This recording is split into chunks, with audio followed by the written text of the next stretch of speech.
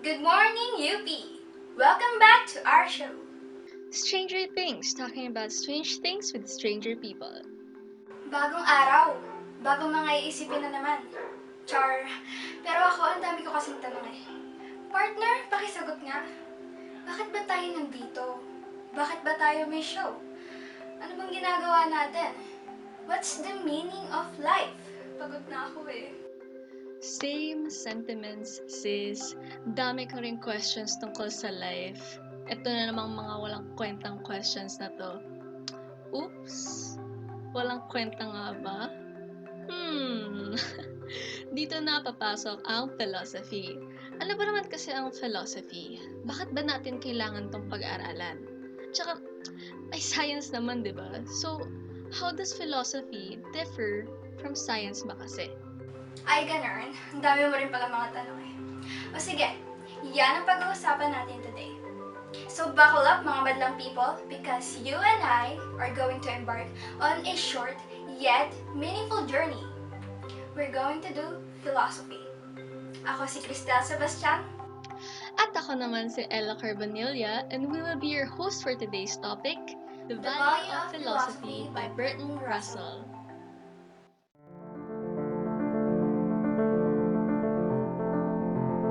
Let's start with Bertrand Russell. Sino nga ba siya? Okay, so si Bertrand Russell, who lived from 1872 to 1970, was a British philosopher, logician, and social reformer. Isa rin siyang founding figure sa analytic movement ng Anglo-American philosophy and recipient din siya ng Nobel Prize for Literature noong 1950. Ang dami niyang contributions like sa logic, epistemology, and sa philosophy of mathematics. Na-establish din siya as one of the foremost philosophers of the 20th century. And in 1912, nag-publish siya ng book called The Problems of Philosophy, kung saan nagtakal siya ng different aspects ng filosofiya. And one of those chapters is called The Value of Philosophy. I don't wish to learn to change my hopes for the world. I'm prepared to change my beliefs about the state of the world, about what happens, but not about what I hope. About that I hope to remain constant. I think we might call the subject of our talk 80 years of changing beliefs and unchanging hopes. It's very difficult for anybody born since 1914 to realize how profoundly different the world is now from what it was when I was a child. The change has been almost unbelievable. In his essay, he emphasized some points about philosophy. Una rito ang true goal sa pag-aaral ng filosofiya. According to Russell, ang philosophy raw, ang main goal niya is to aim for knowledge. Itong knowledge na to should be the body of the sciences. And makaka-gain ka lang ng result from being critical of your beliefs and prejudices. Kapag nag-aaral ka ng philosophy, di ka dapat mag-expect na magagamit mo siya. Rather, it is what philosophy does to you. Kahit na it aims to seek conclusive answers, yung true benefit nito should be found sa uncertainty, sa hindi kasiguraduhan. As Russell puts it, if we are not to fail our endeavor to determine the value of philosophy, we must first free our minds from the prejudices of what are wrongly called practical men. Pero, ano nga ba ang practical men? Well, ang isang practical person ay may practical mind. Ano bang practical mind? Ito ay isang materialist. Ang interest niya lang ay mga material and physical things. He is not interested in, and I quote, goods for the mind. For example, sa isang friendship, imbes na magkaibigan sila for the good or the sake of it, they make friendships for what that friendship can do for them.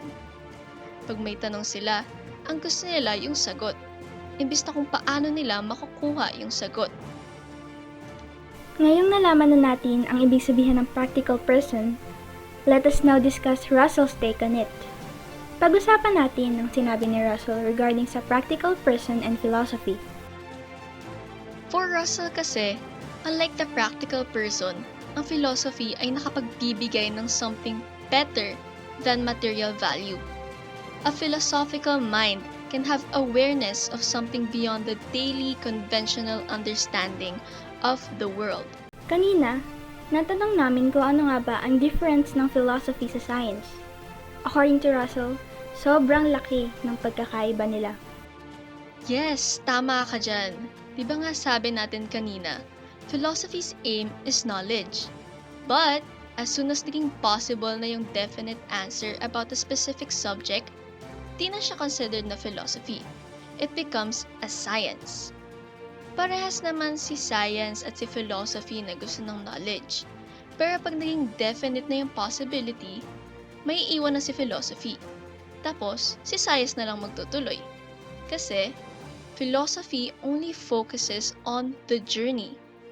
Consider the following sketch of the origins of the sciences from persons who were considered at the time to be philosophers, but are now considered to be some of the founders of the various sciences.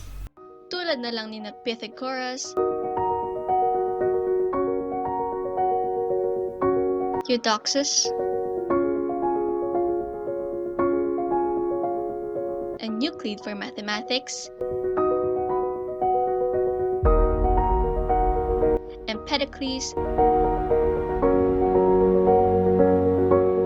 Aristotle, and Hippocrates for biology, Kepler, Copernicus, and Brahe for astronomy, and Galileo and Newton for physics. Of course, these are only a few examples. Additionally, Russell mentioned in his essay the concept of philosophical contemplation. Here are some examples ng philosophical questions or contemplations na binigay ni Russell. Has the universe any unity of plan or purpose? Is consciousness a permanent part of the universe? Is there hope for indefinite growth in wisdom? And, are good and evil subjective? Ang interesting, no? Never ko pa naisip yung mga tanong na yan. Just goes to show na ang philosophy, it increases the possibility of knowledge. Nagbibigay siya ng kalayaan from practical aims. It makes you go beyond the bubble that you think was only possible. The life of the instinctive man is shut up within the circle of his private interests. These are Russell's words. Yet, what is an instinctive man nga ba? The simple answer to that is a prisoner. Parang nabubuhay siya sa loob ng isang box na siya mismo yung gumawa. Wala namang nagsasabi na bawal siyang lumabas. Prisoner lang siya ng sarili niyang utak. Ayaw niyang tumingin sa labas. Gusto niya lang kung ano yung nakikita niya sa harap niya.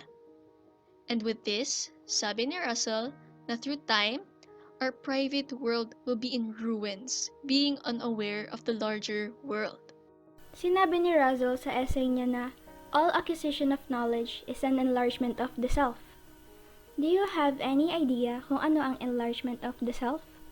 Well, enlargement of the self is Russell's expression for a person na nagtatake ng ibang view para maka-escape from the daily round of the world.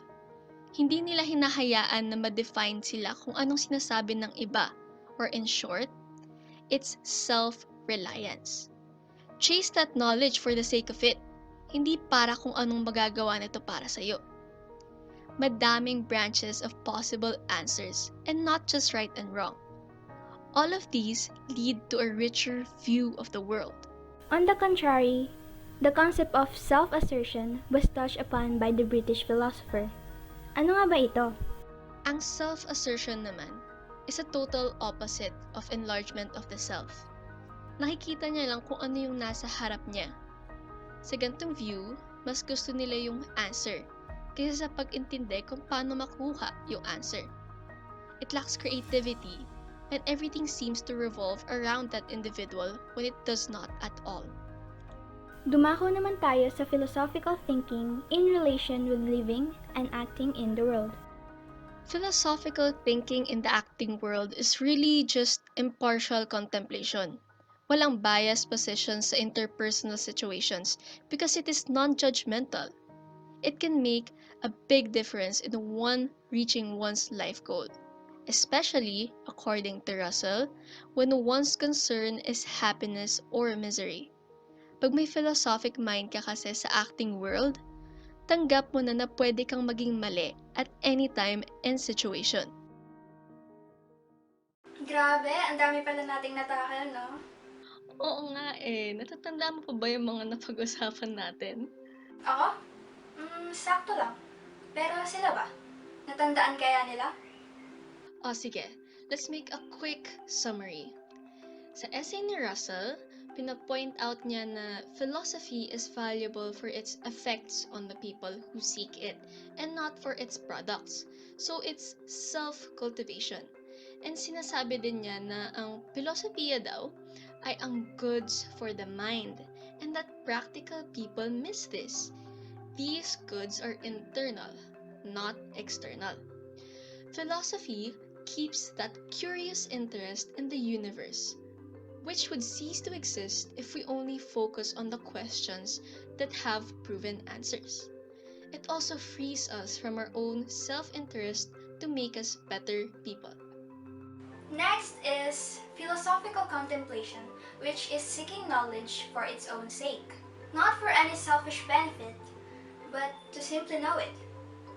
It is seeking knowledge about the world, which Russell pertains to as the not self. Sabi rin niya, when we encounter the world, we adapt to what we find.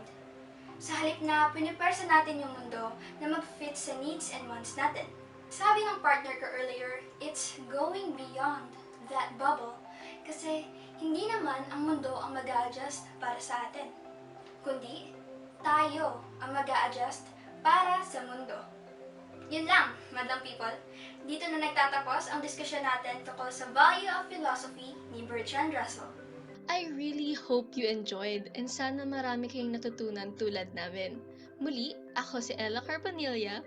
Ako si Kriztel Sebastian at ito ang Stranger Things, where we Talk about strange things with stranger people. Bye!